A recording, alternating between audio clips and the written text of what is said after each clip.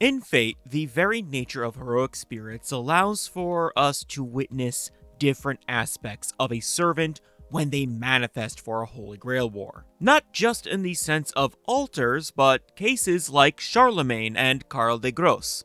One being a representative of the fantastical tales of the Holy Emperor, and the other being the more historical absolute.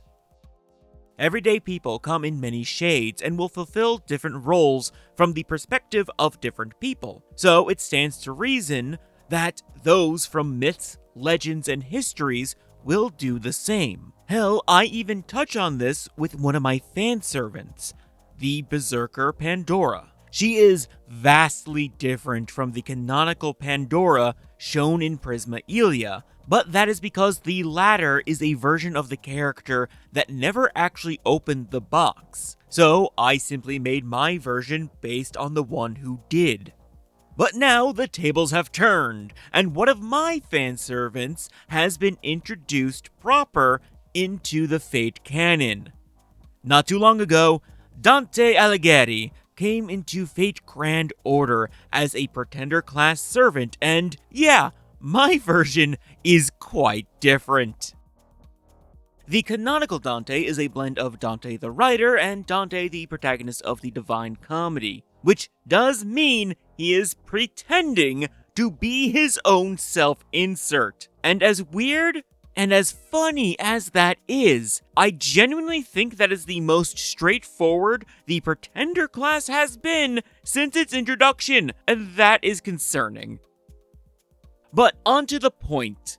This version of Dante seems to come off as a hapless, awkward nerd, but according to the translated texts, he is doing it on purpose, making him an even bigger nerd. But honestly, what can we expect from the OG edgelord himself? Jokes aside, Dante Alighieri is a brilliant writer and social commentator. The Divine Comedy is a classic that has been used as building blocks for depictions of heaven and hell for centuries now. Having him be a recluse, weird yet cunning person is a fine fit for him, with a lot of things that you can do with that. And based on what's been translated so far, there are plenty of layers to him. He's a quite interesting character from what it looks like. And honestly, I'm not going to be going over the entirety of all that we know about this character. Like, I will not really be going over the skills much, just the concept of the character. Plus, they're gimmicky and it's hard for me to really parse their mechanics without playing hands-on. Though I will say that the first one, Wandering Through Three Realms, seems to be conceptually similar to a passive ability that I gave my version of Dante. In my Holy Grail War story, they use it to connect to Heaven's Feel without fully activating the Grail, just like kind of that idea, those trans-dimensional shifting kind of thing. But now to the elephant in the room for all of you who are not familiar with my version of Dante. Why are they a gender bend? Well, simply put, he has taken on the form of Beatrice, the woman who guided him through Paradiso. It's partially taking a page from Da Vinci's book in a sense. As I was researching Dante, having already chosen him as my designated caster, I took note that he was utterly obsessed with the real-life woman, Beatrice di Falco Portinari. Sorry, my Italian isn't that good. They had only met twice by Dante's own account, married different people, and the man shut himself away and wrote poems in her memory after learning of her death. Call the relationship whatever you want. The point is that Dante was consumed with thoughts of Beatrice, which is why I'm glad the canon version does have room dialogues talking about Beatrice. She is even his wish for the Holy Grail, and also is the wish for my versions of Dante, though along with a world order based on their perceived notions. Anyway, I became enamored with the idea of Dante's obsession and him viewing being summoned as a servant to be a guide. He must guide his master to paradise and strike down evils in the path to do so. So, manifesting in a holy visage would be appropriate.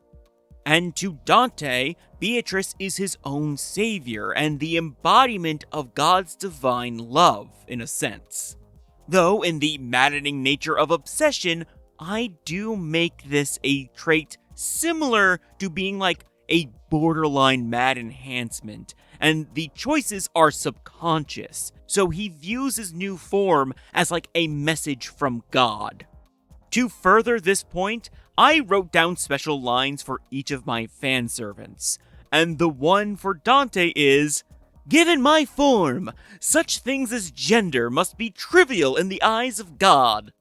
So, an external justification for why this happened, when in reality, it is his own choice, which can also be said for a lot of the people he slapped into hell, I guess. So, I think it fits overall.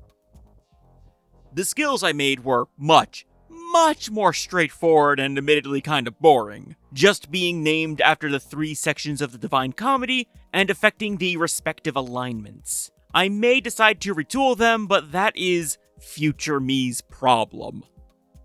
Anyway, largely, this isn't so much a which Dante is better, nor is it a justification for mine's existence. Because obviously mine is perfect in every conceivable way. But this video is really more about the fact that I love how 2 people can look at one person and come to 2 completely different conclusions on how to make them into a heroic spirit. I greatly encourage people to go out and make fan servants of existing characters if you have a strong idea of how you think they should manifest, because that falls in line with the very spirit of making heroic spirits. We are all different, have different tastes and views on the world.